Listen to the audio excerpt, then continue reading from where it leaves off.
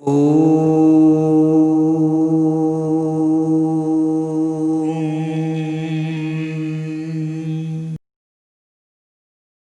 के 8 मुख्य गुणों में से पहले दो। 1 अनंत ज्ञान गुण, 2 अनंत दर्शन गुण। पिछले भाग में देख लिए।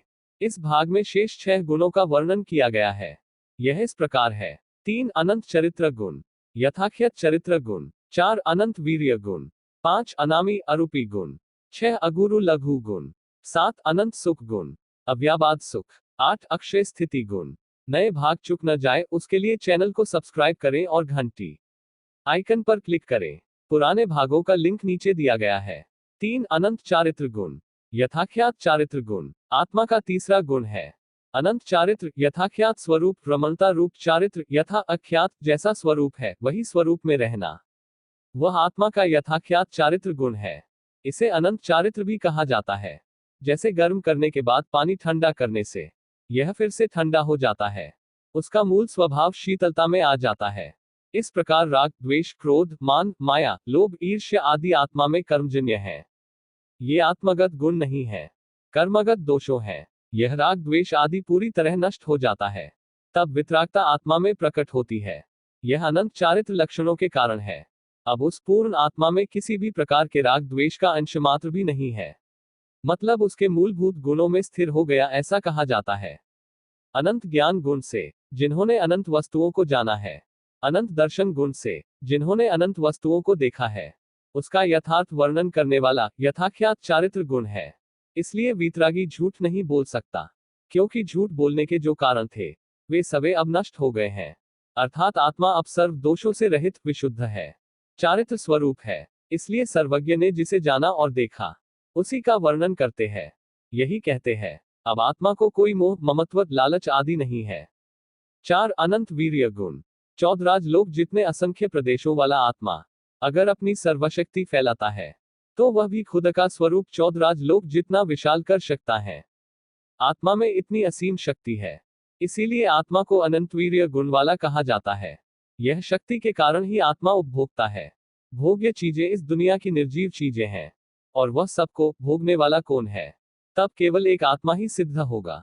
भगवान महावीर प्रभु जन्म के पहले दिन शरीर से इतने छोटे हैं, और फिर भी जन्म और अभिषेक के समय इंद्र महाराजा भगवान को अपनी गोद में लेकर बैठे हैं। 64 इंद्र अभिषेक कर रहे थे। तब इंद्र महाराजा के मन में संदेह हुआ, इतने छोटे शरीर वाले भगवान यह इतना पानी कैसे सहन कर सकेंगे?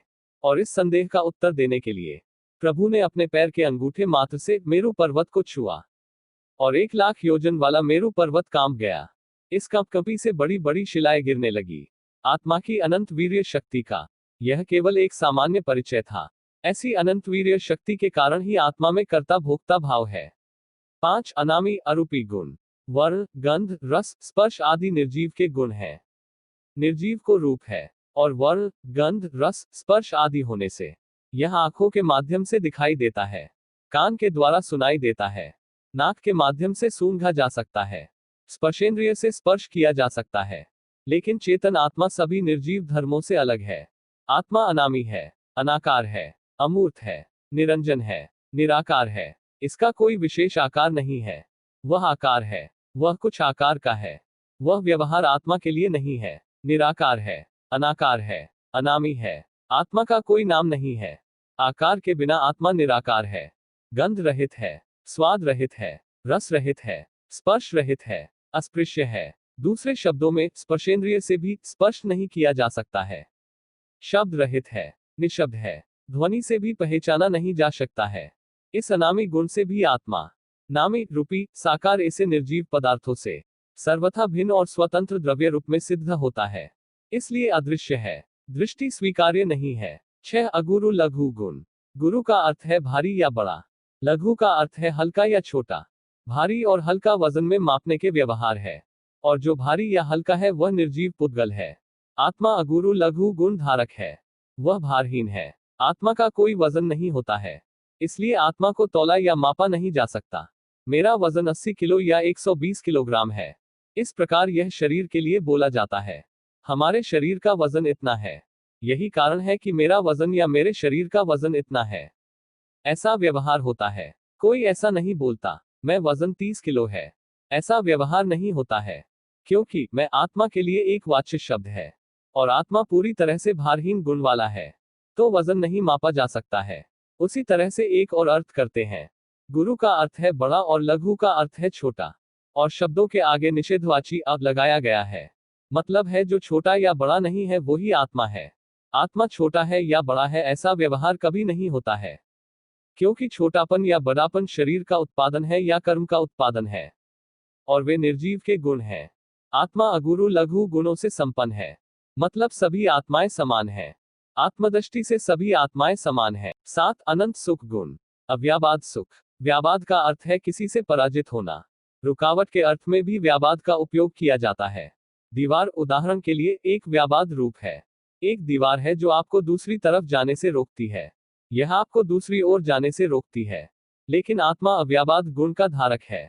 आत्मा के आगमन और प्रस्थान में आत्मा के रास्ते में कोई बाधाएं बीच में आती नहीं है। अग्नि से गुजरने पर भी अदाहे रहती है, और एक पहाड़ से गुजरने पर भी अभेद्य रहती है। चौदराज लोक में आत्मा का आवागमन समय की गणना की अवधि में ही हो सकता है, और आत्मा को बीच में आने वाली कोई भी रुकावटें व्याबाध हो बाधा नहीं कर सकती हैं। आत्मा अपने स्वयं के अनंत ज्ञान गुण से आनंद का अनुभव करता है, और यह भी अव्याबाद जिसे रोका नहीं जा सकता होता। यही कारण है कि हम आत्मा के लिए सच्चिदानंद या आनंद घन जैसे शब्दों का उपयोग करते हैं। निर्जीव के लिए आनंद या सुख शब्द का उपयोग कभी नहीं करते। शव को इत्र लगाए या एयर कंडीशनिंग में सोफे पर लेटे, नए कपड़े पहनाए हैं या नहीं पहनाए, इसे जला दे या छेदन भेदन कर दे, अब शव को तो न कोई सुख है और न कोई डैक है। केवल एक आत्मा है जो इन सभी सुखों और पीड़ाओं को भोगने वाला है। भोगने में शरीर का केवल एक साधन माध्यम के रूप में उपयोग किया जाता है, और जब तक संसार के भौतिक और पौद्गलिक सुख है तब तक यह सुख या सुखाभास की गणना में गिना जाता है। और जब आत्मा मुक्त हो जाती है फिर मोक्ष में कोई भी शरीर नहीं है। वहां आत्मा अशरीरी है, अकेला स्वतंत्र है। अगर शरीर नहीं है तो कोई इंद्रिया भी नहीं है, कर्म नहीं, मन भी नहीं। वह आनंद जो मन इंद्रियों शरीर द्वारा प्राप्त हुआ था अब उसमें का कुछ भी नहीं है। यही कारण है कि अब अशरीरी आत्मा आनंद का अनुभव करता है। इसीलिए हम सच्चिदानंद आदि शब्दों का प्रयोग करते हैं। सत चिद आनंद। सत का अर्थ आत्मा है, चिद का अर्थ है ज्ञान, और आत्मा जो इसका आनंद लेती है इसे सच्चिदानंद कहा जाता है। आनंद घन भी कहा जाता है। ज्ञान की मस्ती में आनंद का अनुभव लेना यह निर्जीव का गुण नहीं हो सकता, संभव ही नहीं। इसलिए वह एकमात्र आत्मा है जो आनंद का अनुभव करती है। संसार में शरीर में रहने वाला आत्मा इंद्रियों के माध्यम से सभी सुखों का आनंद लेती है। सांसारिक सुख केवल सुख का भ्रम है। 8 अक्षय स्थिति गुण। क्षय का अर्थ है नाश होना, नाश या विनाश होना। अक्षय में अ निषेध के अर्थ में शामिल है। मतलब अक्षय स्थिति यह समय मर्यादा सूचक है जिसकी अवधि असीमित है, मतलब यह क्षय नहीं होने वाली है। ऐसी स्थिति वही अक्षय स्थिति है। ऐसी आत्मा की अटूट अवस्था है। अतीत में अनंत काल बिताया और अनंत काल भविष्य में भी बीत जाएगा, चाहे इसमें कितना भी समय लगे, तब भी आत्मा अविनाशी रहेगा, विनाश नहीं होगा। इसीलिए अनादि अनंत काल में भी आत्मा के लिए एक दिन भी ऐसा नहीं आने वाला है जिस दिन आत्मा का नाश हो जाएगा। यह संभव नहीं है। इसलिए आत्मा को अविनाशी, अजर, अमर, शाश्वत या अकाल कहा जाता है। अकाल का अर्थ है कालातीत, जिसको काल की कोई असर न हो। मोक्ष में जाने के बाद क्षेत्र से भी स्थिति अक्षय हो जाती है, लेकिन संसार में कहीं भी हो या मोक्ष में हो 84 लाख के चक्र में यदि जन्म और मृत्यु के चक्र में घूमता है फिर भी आत्मा स्वरूप से अटूट अक्षय स्वाभाविक है। अनंत काल में भी एक भी आत्मा प्रदेश का विभाजन होने वाला नहीं है, अलग नहीं हो सकता। इसलिए आत्मा एक अखंड, अविनाशी, शाश्वत द्रव्य है। ये आत्मा के 8 मुख्य गुण हैं। जैन शास्त्रों में आत्मा के बारे में बहुत कुछ बताया गया है, जिसे आज की वैज्ञानिक तकनीक वाले लोग भी मानते हैं। यह चैनल इसी ही विषय पर वीडियो बनाता है। नए भाग चुक न जाए उसके लिए चैनल को सब्सक्राइब करें और घंटी आइकन पर क्लिक करें। पुराने भागों का लिंक नीचे दिया गया है। Like, share, subscribe.